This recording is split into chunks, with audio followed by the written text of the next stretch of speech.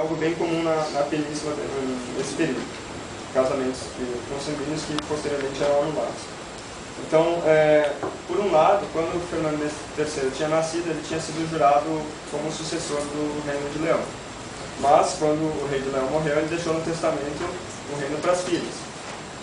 Daí, o Fernando vai no Reino de Leão e, com o auxílio da mãe dele, Berengária, ele faz um acordo com as duas herdeiras e elas cederem o reino para ele em troca de uma pensão vitalícia. Então, com esse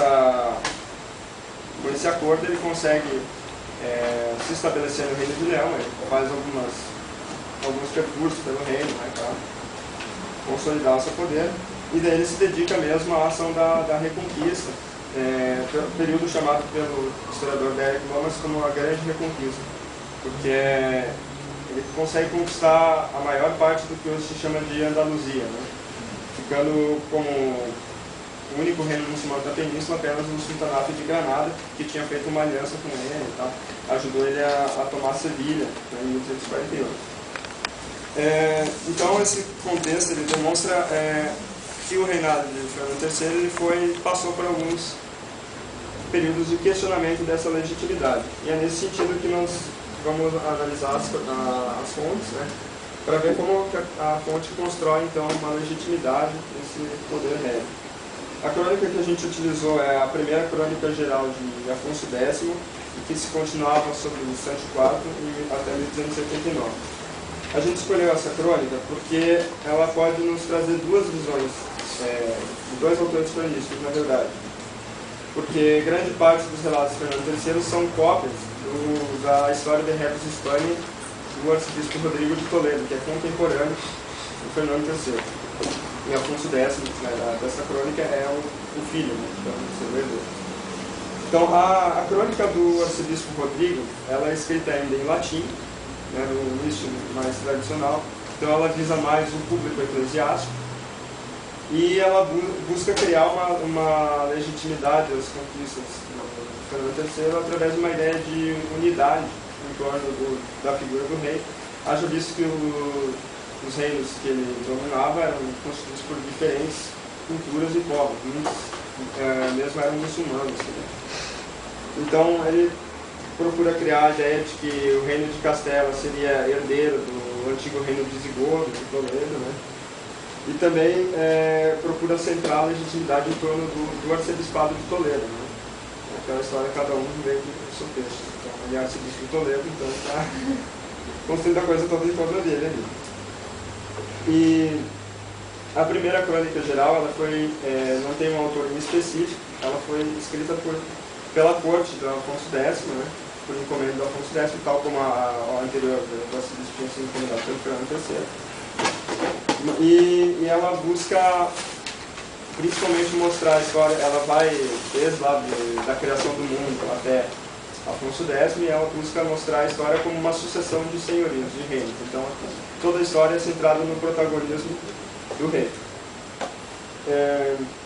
Então, essa crônica também, ao relatar o reinado de Fernando III, o filho está se legitimando, né, porque está criando uma ideia de continuidade, né, através da linhagem, uma própria legitimação dele.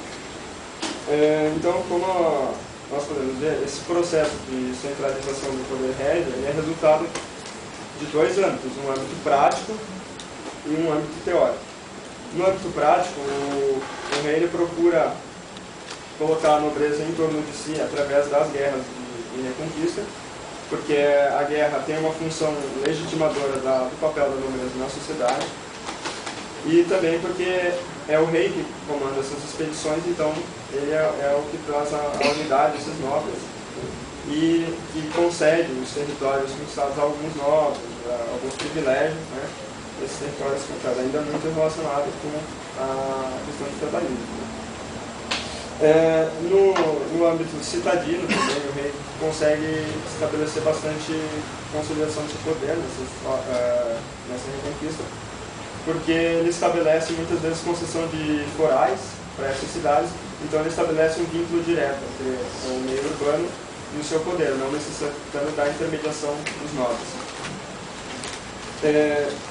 Também a relação com a igreja, né, com o episcopado principalmente, e as ordens militares. Isso é um ponto interessante, segundo o professor Lineker, que desenvolveu um trabalho sobre a igreja na Península Ibérica no século XIII, porque a Reconquista era uma das únicas questões que concordavam o episcopado e o papado. Porque o papado e o episcopado nessa época estavam brigando por uma questão de taxas. Se as taxas deveriam ser enviadas para os cruzados na Terra Santa ou se deveriam ser enviadas para as guerras de reconquista. A maioria dos bispos desviava o dinheiro para as expedições próprias, né, e não mandava para Roma. Então, a Reconquista era a única coisa que mantinha eles unidos, digamos, nesse sentido. Então, o rei, focando nesse coisa, ele consegue o apoio de ambos. No âmbito externo também são conseguidas alianças com outros reinos da cristandade, porque ele faz tratados com o reino de Portugal, definindo limites territoriais, e com o reino de Aragão, definindo que partes dos reinos muçulmanos cada um iria conquistar. E também com as alianças matrimoniais que ele estabelece com casos nobiliários fora da Península Ibérica, justamente por causa que aquele fator de consanguinidade gerava uma instabilidade, né, porque o casamento poderia ser anulado a qualquer momento. Então ele estabelece com um caso ligado ao Sacro Império e à França, no segundo momento. Então, e como vimos, as crônicas elas procuraram mostrar esse protagonismo do rei no processo de reconquista e mostrar ele como um fator aglutinador de todos esses poderes sociais significativos.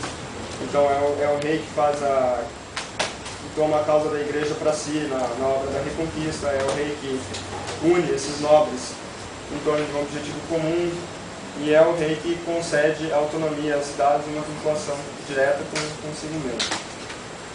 Então, mostrando que essas fontes elas não são só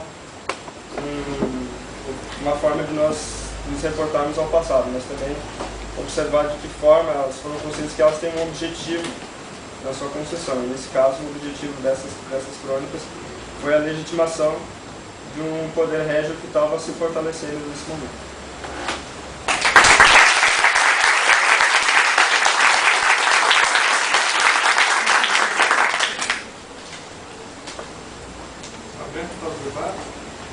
Rafael, esse trabalho é um período anterior ao meu. E na abertura da autobiografia, o começa com o nome de Fernando III, jogando a culpa nele, né? Porque eles tiveram que sair, claro. E ele dá o nome não de Fernando III, se indigna Afonso, filho do Afonso, que veio, né? E ele conta esse tratado, né? Eles tiveram que sair da península e ir para o norte de África. E, indo além disso, só um dado que tem na minha fonte que dialoga com a sua, você disse que o Fernando III se legitimou por conta da Reconquista, né? Claro, ele foi o ápice dela, né? Mas eu queria que você explicasse a legitimação ele como santo. Isso que eu gostaria de saber de você. Como ele se legitimou ao mesmo tempo, no poder temporal e espiritual. E, claro, foi por conta também da Reconquista, eu sei. Mas eu queria que você explicasse isso. Como é possível se legitimar ao mesmo tempo nos dois caminhos?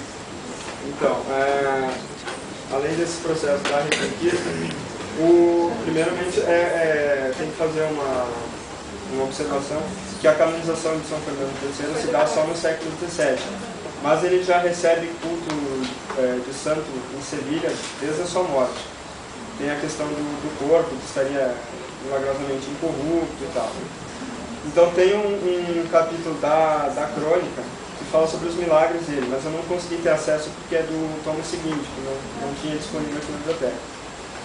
Mas a questão da santidade dele, pelo que eu observei nas crônicas, se dá muito no âmbito da devoção pessoal, que as crônicas procuram mostrar.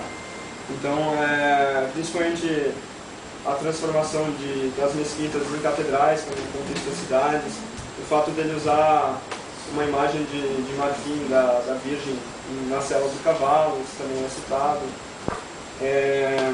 O fato das construções da maior parte das catedrais góticas das grandes cidades de Castelo e Leão foram iniciadas por iniciativa dele, como a Catedral de Leão, Toledo e Burgos, né? Mas onde se percebe na crônica uma maior tentativa de criar uma ideia de santidade é no relato da morte dele, que mostra muito a ideia de... mostra ele adorando a cruz, comungando e entregando o reino nas mãos de Deus quando ele morre, né? Ele diz, o reino que te receba eu te devolvo melhorado da forma que eu pude fazer, né? Aumentando, né? Os domínios e tal. Então é basicamente nesse sentido. E também a crônica mostra sempre uma ação da providência, né? Então, quando, por exemplo, o rei de Leão faz o tratado de aliança com ele lá, a crônica fala assim que foi um ato da providência que fez o conde de Lara ficar doente e não aparecer para não atrapalhar as negociações, por exemplo. Então, a questão da providência está bastante forte, mais por influência do relato do arcebispo de Toledo do que pela corte de Afonso X. Porque a corte de Afonso X já trabalha mais com uma ideia de senhorio natural. Então, o senhorio que é transmitido pela linhagem. Então, seria nesse âmbito devocional mesmo que ele trata da santidade. Nas suas fontes, aparece alguma menção, alguma repercussão do fim da Reconquista em Portugal, que é de 1850. Se há alguma referência a esse evento no projeto, enfim, ou no esforço. Então, não aparece muito essa questão, porque a crônica assim, ela é bem centrada nas ações do rei de Castelo. Até o próprio reino de Leão, que na época da crônica já tinha sido incorporado, ele aparece sempre como coadjuvante. A única menção que eu encontrei a Portugal mesmo